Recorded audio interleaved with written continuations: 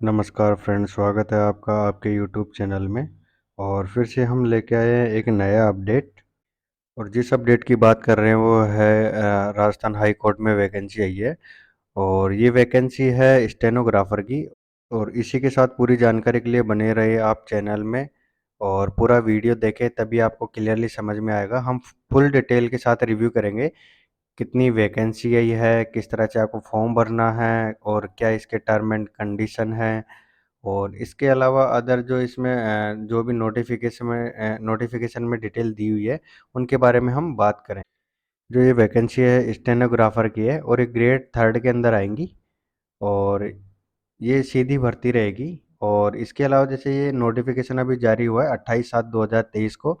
और इसकी फॉर्म भरने की डेट रहेगी ये 1/8/2023। और इसकी लास्ट डेट रहेगी 30/8/2023 तक। और इसकी जो लेट फीस जो पेमेंट जमा करने की डेट है वो 31/8/2023 रहेगी। और जो भी सिलेक्टेड कैंडिडेट हैं उनको 2 वर्ष की अवधि तक 23,700 रुपये की सैलरी मिलेगी। और जो प्रोबेशनर ट्रेनिंग पे रहेगी उसके बाद इनकी जो L10 के अनुसार उनकी सैलरी कर दी जाएगी 33,800 से 1,06,700 रुपये तक। और जो भी कैंडिडेट फॉर्म अप्लाई कर रहा है उनका जो कास्ट सर्टिफिकेट है वो पहले ही रिन्यू करवा लें उनको। या फिर जिनका नहीं बना हुआ है वो पहले बनवा के रखें। जिनके जो लास्ट डेट होगी 30/8/2023 की होगी, इससे पहले बनवा के रखें। और जो इसके बाद बनाएंगे तो वो वैलिड ही नहीं मानेंगे इनको। और जितने भी कैंडिडेट हैं उनकी जो मैरिज सर्टिफिकेट वगैरह है ये भी इन्होंने मांगा है। और जितने भी कैंडिडेट इसमें सेलेक्ट होंगे उनके जो परसेंटेज के हिसाब से, जैसे रिटन एग्जाम प्लस उनके जो टाइपिंग टेस्ट के हिसाब से उनको जो प्रथम वरीयता दी जाएगी वो अगर जिसके ज़्यादा नंबर आ रहे हैं उनको जिला न्यायालय में दिया जाएगा। और इसके अलावा उनमें कम रहता है परसेंटेज में तो उनको तालुका में अपॉइंट किया जाएगा। इसके बाद हम बात करते हैं क्वालिफिकेशन की। और जो मिनिमम क्वालिफिकेशन है वो 12th पास होनी चाहिए। और इसके अलावा जैसे उनको टाइपिंग स्पीड की नॉलेज होनी चाहिए। अगर इंग्लिश में बात करें तो इंग्लिश का टाइपिंग होता ही है, उसके अलावा हिंदी में बात करें तो उसमें देवनागरी के अंदर आपको टाइपिंग टेस्ट देना पड़ेगा। और अगला टॉपिक दिया हुआ सर मतलब फिजिकल फिटनेस का, कि जो भी कैंडिडेट है वो मेंटली मतलब अच्छा होना चाहिए। और उसके अलावा उसकी मतलब दिमाग हिला हुआ नहीं होना चाहिए, क्लियर बात ये। और इसके बाद हम बात करते हैं एज लिमिट की। तो मिनिमम होनी चाहिए उसकी 18 वर्ष और मैक्सिमम 40 वर्ष का होना चाहिए। और जैसे अगर उसकी डेट ऑफ बर्थ कैलकुलेशन कैसे होगी तो वो है 1/1/2024 के हिसाब से उसकी डेट कैलकुलेट होगी। और इसके अलावा जैसे जो भी कैंडिडेट अप्लाई कर रहा है तो उसके क्या है कि जो कैरेक्टर है सर्टिफिकेट है वो भी मांगा है कि लास्ट जहाँ पे आपने स्टडी कंप्लीट करी है तो उस या तो यूनिवर्सिटी या फिर स्कूल से आपका कैरेक्टर सर्टिफिकेट चाहिए उनको। तो वो आपको बनवा के रखना पड़ेगा पहले ही। उसके बाद हम बात करते हैं एग्जामिनेशन फीस के बाद। और सामान्य वर्ग के कैंडिडेट के लिए रहेगा 700 रुपये, जिसके अंदर क्रीमी लेयर श्रेणी के और अति पिछड़ा वर्ग और अन्य राज्य के जो भी कैंडिडेट है वो अप्लाई कर सकते हैं। इसके अलावा जो राजस्थान के है स्टूडेंट, इसमें नॉन क्रीमी लेयर आ गया। और अति पिछड़ा वर्ग और आर्थिक रूप से कमजोर वर्ग के स्टूडेंट्स के लिए 550 रुपये। और इसके अलावा जो अनुसूचित जनजाति है और इसके अलावा जो भी कैंडिडेट दिव्यांग जन है तो उसके लिए रहेगा 450 रुपये। इसके अलावा जो इन्होंने एक टॉपिक दिया हुआ है कि रिफंड ऑफ एग्जामिनेशन फीस, तो इन्होंने बोला कि इसके बारे में अभी कोई मतलब क्लियर नहीं है, डिसाइड नहीं है। तो कुल मिला के बात यह है कि जो भी फीस जो पे करोगे वो रिफंड नहीं होगी आपको। और इसके अलावा जैसे नेक्स्ट टॉपिक दिया हुआ है इन्होंने कि जैसे अगर डिस्क्वालिफिकेशन फॉर अपॉइंटमेंट, अगर कोई बंदा जैसे कोई मेल कैंडिडेट है और वो जिसने एक से ज़्यादा शादियां कर रखी है तो उनको डिस्क्वालीफाई कर दिया जाएगा। और इसी के हिसाब से उन फीमेल्स कैंडिडेट को भी इसी में करा है कि अगर जिन्होंने दो से ज़्यादा शादी कर रखी है उनको डिस्क्वालीफाई कर दिया जाएगा। और इसके अलावा जैसे जिन भी कैंडिडेट्स के हैं कि दो से ज़्यादा बच्चे हैं तो उनको भी डिस्क्वालीफाई कर दिया जाएगा इसमें।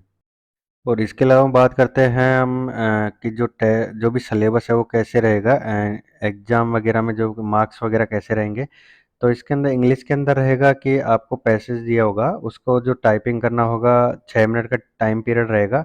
और आपकी जो स्पीड है वो 80 वर्ड पर मिनट के हिसाब से होनी चाहिए। और इसके अलावा जो सेकंड वाला है, हिंदी में मतलब इंग्लिश को ट्रांसलेट करना होगा। और वो 50 मिनट का रहेगा। तो ऐसे करके ये टोटल दोनों 100 मार्क्स के होने वाले हैं। और इसके अलावा जैसे हिंदी की बात करते हैं तो हिंदी में भी सेम रहेगा। तो हिंदी में जो भी ड्यूरेशन टाइम पीरियड है वो भी पैसेज का 6 मिनट का रहेगा। और जो वर्ड्स की है कैलकुलेशन इन्होंने 70 वर्ड पर मिनट के हिसाब से रखी है। और वही जो हिंदी में को ट्रांसलेट करना होगा आपको स्टेनो लैंग्वेज के अंदर, वो उसका टाइम पीरियड रहेगा 50 मिनट का। और इसका ड्यूरेशन मतलब जो भी स्पीड है वो दी नहीं है अभी तक इन्होंने। और इसका जो दोनों का मार्क्स हैं वो 100 के होने वाले हैं। इसके बाद कंप्यूटर टेस्ट होएगा जिसके अंदर स्पीड टेस्ट आएगी और एफिशिएंसी टेस्टिंग आएगी। तो उसका जो स्पीड टेस्ट का होने वाला है 10 मिनट का, और मार्क्स रहेंगे उसके 50। और मिनिमम आपको 22.5 मतलब 22.5 नंबर आपको लाने होंगे। और उसके बाद बात करते हैं इफ़िशिएंसी टेस्ट, वो भी 10 मिनट का ही रहने वाला है और मार्क्स टोटल का रहेगा 50 का। और मिनिमम आपको लाना होगा 22.5। और SC ST और ये जो फिजिकल हैंडीकैप कैंडिडेट रहेंगे उनको 20 नंबर रिक्वायर्ड रहेगा। और इसके अलावा जैसे इंटरव्यू के लिए जितने भी कैंडिडेट होंगे उनको परसेंटेज के बेस पे सिलेक्शन होगा, तो उस हिसाब से इनको बुलाया जाएगा। और जो भी कंप्यूटर टेस्ट के अंदर इनका जो फ़ॉन्ट रहने वाला है, अगर हिंदी में बात करते हैं तो कृति देव 010 रहने वाला है। और इंग्लिश की बात करते हैं वही कैलिबर रहेगा इसके अंदर। और मिनिमम स्पीड शुड भी 8000 वर्ड पर हावर के हिसाब से रहने वाली है इनकी। और इसके अलावा जो इन्होंने जो मेथड दिया हुआ है कि कैसे कैलकुलेट करना है स्पीड का, तो एक्चुअल स्पीड वर्ड टाइपिंग और प्लस इसके अलावा जो भी परमिसेबल 5% मिस्टेक है एक्चुअल जो भी वर्ड की है। और इसके अलावा जो भी उसका भाग दे देंगे इसमें ड्यूरेशन का, जो भी टाइम पीरियड रहेगा। तो इस हिसाब से आपके जो स्पीड के है वो मार्क्स इससे निकाले जाएंगे। इसके अलावा जैसे मार्क्स की बात करते हैं तो एक्चुअल करेक्ट वर्ड इनटू जो मैक्स जो मार्क्स है वो रहने वाले हैं। और इसके भाग देंगे उसमें टोटल डिडक्शन वर्ड का, जो जितने भी आपके जो वर्ड कटेंगे तो इस हिसाब से, और तो इस हिसाब से आपके मार्क्स निकाले जाएंगे।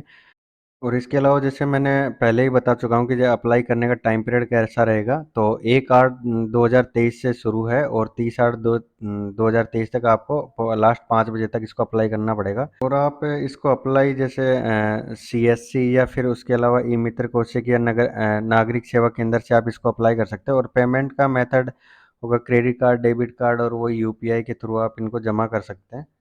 और और इसके अलावा जैसे फॉर्म स्टार्ट होते हैं तब मैं लिंक आपको डिस्क्रिप्शन में दे दूंगा, आप वहाँ से जाके आप अप्लाई कर सकते हैं। और इसके अलावा अगर कोई भी कन्फ्यूजन होता है तो आप कमेंट बॉक्स में कमेंट कर सकते हैं। और लेटेस्ट अपडेट के लिए आप चैनल के साथ बने रहिए और चैनल को सब्सक्राइब करो, शेयर करो। और जितना भी हो सके आप अपने फ्रेंड्स वगैरह को भी, आप रिलेटिव वगैरह है उनको भी आप शेयर करो और दबा के सब्सक्राइब करो।